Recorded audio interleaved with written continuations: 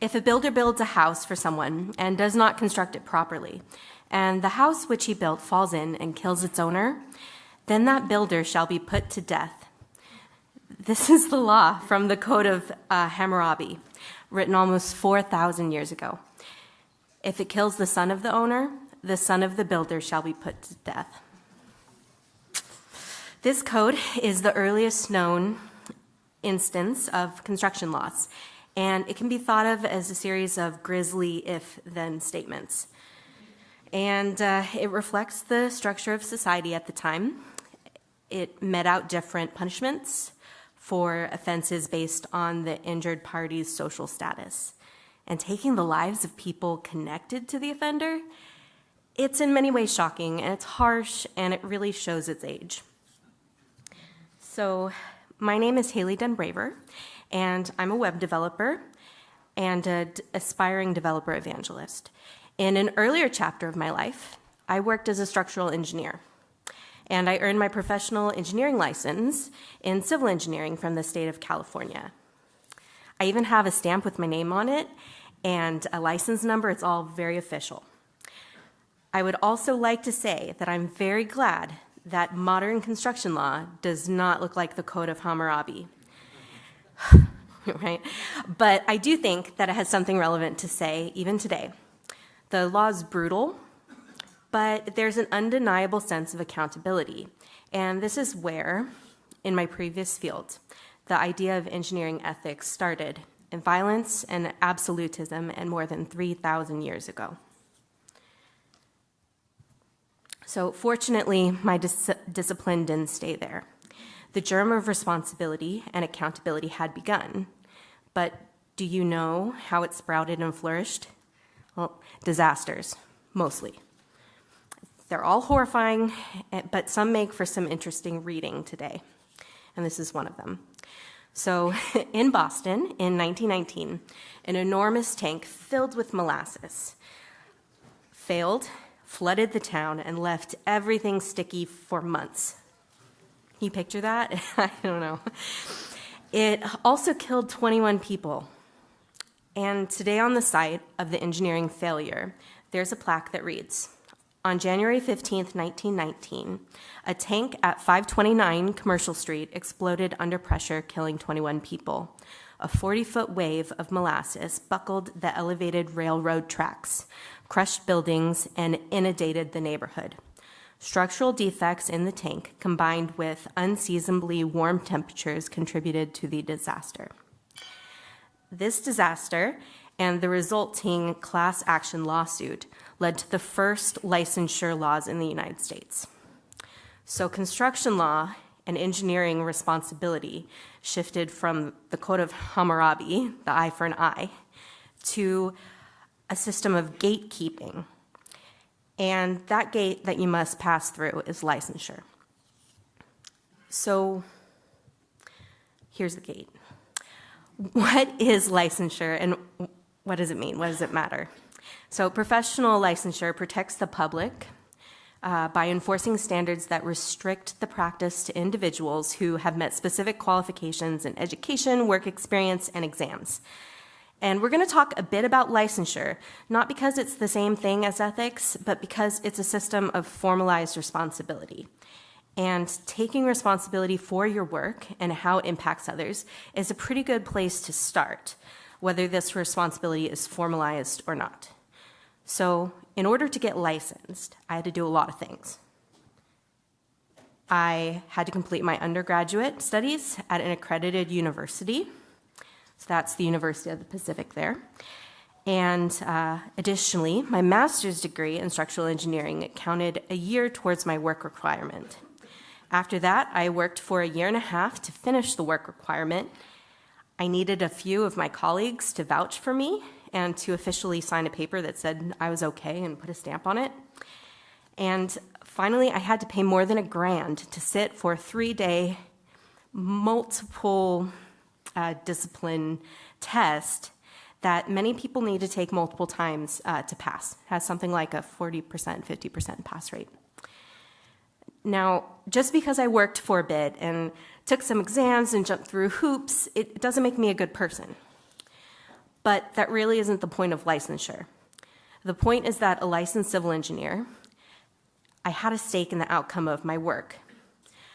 Malpractice can result in losing my license or even in prosecution if the severity of the ethical breach was strong enough. So I was accountable to the general public. If you want to, I don't encourage you to necessarily, you can look up my record online and you can see if my license has any problems. Spoiler alert, it doesn't. I still have it active even though I've been practicing as a dev for 3 years or so. So I'm accountable to the public, and I can be censured by my professional community if I operate outside the bounds of ethical practice. Licensure also ensured that I understood the basics of ethical practice because I was tested on it and because my accredited degree required a class on ethics. So how does this experience compare to my time writing code and having the title software engineer? That's this.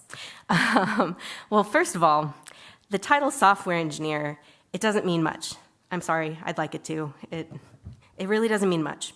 Anyone can call themselves a software engineer with abandon. When I was nearing the end of my code boot camp, we were issued business cards with the title software engineer. And they served a practical purpose. We were searching for jobs, we needed to make connections, and they instilled some confidence in us. But in no way could you have done that with something, or you couldn't have done something like that with the title civil engineering. It's protected by law. It's the same way as I couldn't print business cards that say Hayley Denbraver, MD, and then open up a general medical practice. Can't do it.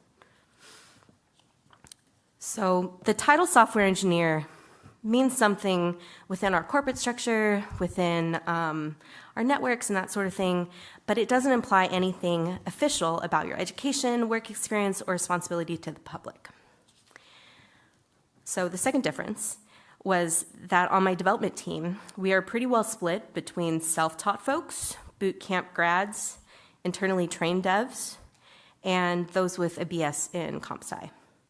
So maybe your workplace isn't quite that mixed, but most companies have some devs that fall within a category besides has a CS degree. The third difference I noticed is that my work is evaluated by my peers, and it's often reviewed by my team lead, but it isn't reviewed by any exterior party, and the degree of scrutiny it gets can vary, right? It's not reviewed by any exterior party. It's not available to the people who use the product that I help build. They don't get to see my code. The people who use our website, they don't know what time or training I brought to my work. So it's not retained anywhere public, and this is very different from the plan check process, which involved the city or the sometimes the county, and there'd be official documents that were retained and available. So version control and pushing to GitHub, it just isn't the same as stamped structural plans. So you might be thinking, so your new career is different than your old one. Why should it be the same? It's a different field after all. And fair point. Not every software developer is going to be writing code that has the capacity to harm the public, and if they act unethically, or if they lack a certain level of skill or knowledge, it may or may not matter depending on what the product is. So this dog, it's maybe okay, you know, and he didn't do anything unethical. He's a very good boy, obviously. So, but we have seen a number of news stories about data breaches or the misuse of certain platforms that I think we can collectively agree that not everyone is going to be this golden retriever writing code that isn't going to hurt anybody or doesn't have that potential, right? And one final difference I want to talk about between structural engineering, civil engineering, and software development is the culture. Software is open in a way that civil engineering cannot be in the current system. Knowledge is shared much more freely. There are more accessible ways to gain knowledge, to gain training. And I happen to love that about the field, and I don't want it to end, right? But my personal opinion is that one way or another, our industry will eventually see the adoption of an ethical framework. And I believe that this divide between disciplines like civil engineering on one side and software development on the other, it's going to shrink. But the question is whether it'll come from within the industry or be imposed upon us through external sources. So can we do this for the right reasons, or are we going to have our version of a molasses flood? Can we create something that protects the little gophers here and the good things that they bring to the industry, but also provides increased accountability to the public? Now, I don't really have answers. I'm sorry. 100% overhauling how we do things is too big of a minimum viable product, in my opinion. So let's start with a few ideas and iterate from there. First, let's promote ethical literacy. We keep up with our technologies and tools, and I personally don't think it's too much to ask our devs to brush up on ethics. This is a professional skill, and we get paid professional bucks to be professionals. And so, I don't know, read some things online. It's good. So, second, we need to take review both internally and externally more seriously. My team has basic guidelines for how code gets reviewed and merged and deployed, but I personally know that some rubber stamping happens on my team. Maybe it's just me. But I think we can do better. If a project has the potential to impact the health and safety of the public, consider bringing in an external party to do code review. Fresh eyes on the problem won't hurt. Third, we need to improve communication between stakeholders. One of the things that I miss about my old career is that I had some degree of veto power over issues of safety. If the architect, the client, the contractor wanted something unsafe, they were just denied. No, you're not doing it that way. There are fewer layers between the client and the engineer, and my veto could be heard loud and clear. I'm a little bit short, they're usually taller, but if I stuck to my guns, it didn't happen. I could veto. And in software, you may communicate that something is a bad idea to product, and damn it, you ruined the roadmap, and whoops, sales already has a contract out, and now we're behind, and it's just a problem. So bringing increased ethical awareness involves more than just devs. We need buy-in from all of these different parties. So those are my first suggestions, I would say, and things to think about as you go back to your jobs tomorrow. And remember, if these steps are to mean anything, they have to be seen as essentials and not nice-to-haves, right? So to close, I want to return back to the Boston molasses flood. So tank failed, area flooded with molasses, 21 dead, massive lawsuit, the beginning of licensure. Well, a similar event happened about 100 years prior in London, England. It was a similar structural failure, but this time it was a beer flood. Yeah, and I don't know what tanks, I guess they weren't meeting good standards at the time. So this tank failed, and the beer flooded, and 8 people died that time. It also resulted in a trial, and the engineers weren't ultimately held responsible. There was no accountability. And this was in part because the disaster was ruled as an act of God, right? So I ask you, Why do you think the industry has avoided things like licensure and accountability for so long?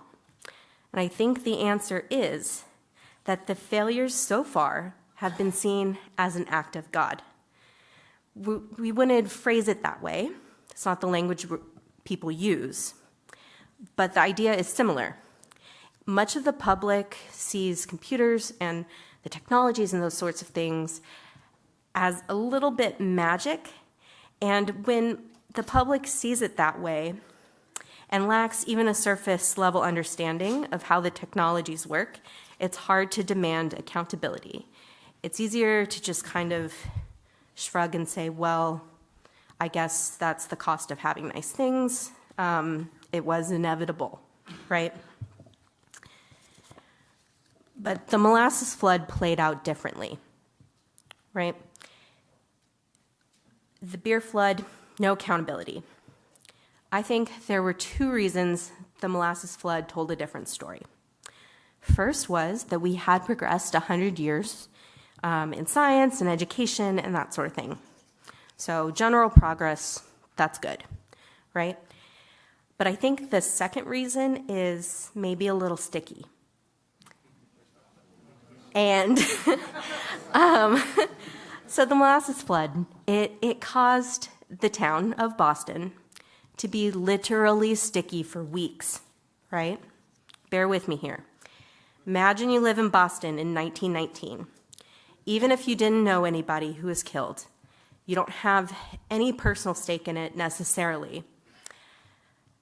The tragedy, it sticks with you because you walk down the street and your shoes make a squelching sound because of the molasses residue.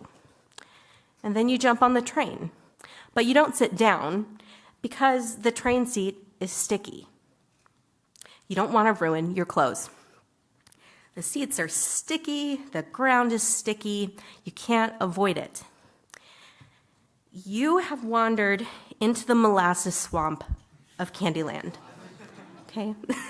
It's not a good place, The public, they couldn't forget. They were forced to engage with the topic in every sticky step. You can't forget, and when you can't forget, change is mandatory. So this is what I would like for you to take from the talk. When you're at your workplace tomorrow, imagine walking down the halls with your shoes squelching. Your keyboard, when you sit down to it, it's sticky. Would you forget that? Ignore it? Write your code. But remember that you are writing for people and that they deserve your care. May your responsibility towards them stick to you like some Acme glue or molasses, and possibly like the gum on the gum wall down at the market. So thanks for your attention, and I really appreciate it.